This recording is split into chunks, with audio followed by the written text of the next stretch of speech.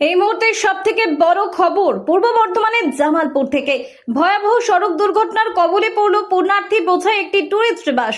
ঘটনাটি ঘটেছে জামালপুরের চকদিঘি সংলগ্ন ইলাম বাজার এলাকায় ভোর আনুমানিক 3:30 নাগাদ।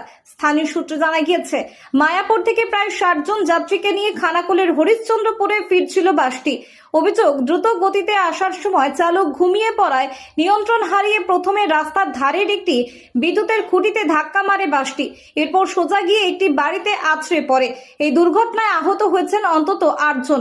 গুরুতর আহত বাসের চালক ও খালাসিকে বর্ধমান মেডিকেল কলেজ হাসপাতালে ভর্তি করা হয়েছে। আহতদের প্রথমে উদ্ধার করে জামালপুর হাসপাতালে নিয়ে যাওয়া হয়, পরে কয়েকজনকে বর্ধমান মেডিকেলে রেফার করা হয়। ঘটনার খবর পেয়ে দ্রুত ঘটনাস্থলে পৌঁছায় বিশাল পুলিশ বাহিনী। কিছুক্ষণের জন্য মেমারি তারকেশ্বর রুটে যান চলাচল ব্যাহত হয়। ঘটনাকে ঘিরে এলাকায় ব্যাপক চাঞ্চল্যের সৃষ্টি হয়েছে। কোথায় যাওয়া হচ্ছিল? আমরা পুরী থাকতে নবদ্বীপ থাকতে হুগলি জেলা যাচ্ছিলাম খানাকুল থানা। হ্যাঁ, দিয়ে ঠিক আছে, যেতে রাস্তায় যেতে যেতে একটা বাড়ি পড়ে, বাড়িতে অ্যালবেস্টারের চাল ছিল, ড্রাইভার মারে অ্যালবেস্টারে। আমার একটা ছোটো মেয়ে ছিল, তার পায়েতে অ্যালবেস্টারটা পড়ে।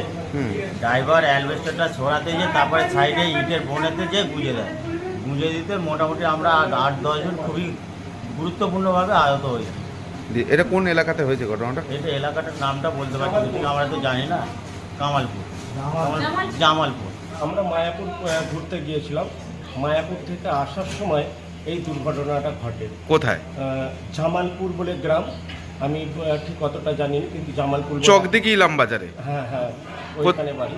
কোনখানটায় হয়েছে? ওখানে একটা মন্দির আছে, ওই মন্দিরটার কাছে, আমি একটা সঠিক জানি না। হ্যাঁ, আর একটা বাড়িতে ধাক্কা মেরেছে, ধাক্কা মারার পর কারেন্টের খুঁটিতে মেরেছে।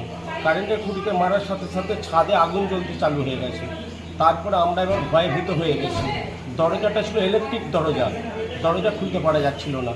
পাশের বাড়ির একজন ভদ্রলোক এসে শাবল দিয়ে দরজাটা খুলতে আমাদের প্রাণে বেঁচেছি।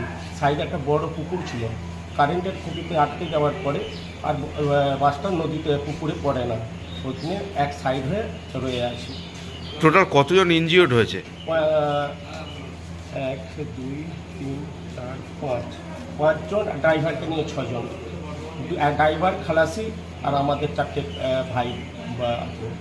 আচ্ছা, টোটাল 6 জন হয়েছে। হ্যাঁ, টোটাল 6 জন হয়েছে। ঘটনাটা আমার তো রাতেরা সোয়েটি সাহেব যে তো মানে দেখি আমরা এই পিকা তো শুয়ে আছি, তারপর দেখি একটা মানে এত বিটকেল আওয়াজ উঠলো, উঠে পুরো দেখি গাড়িটা পুরো এরকম ঝুলছে।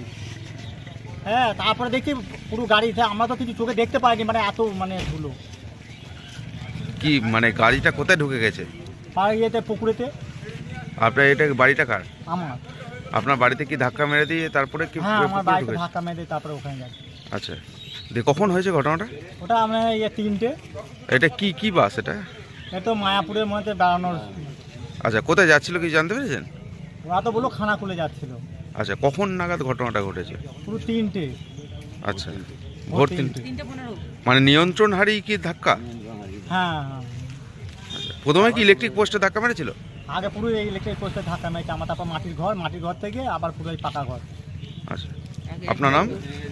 আমরা শুয়েছিলাম আমরা।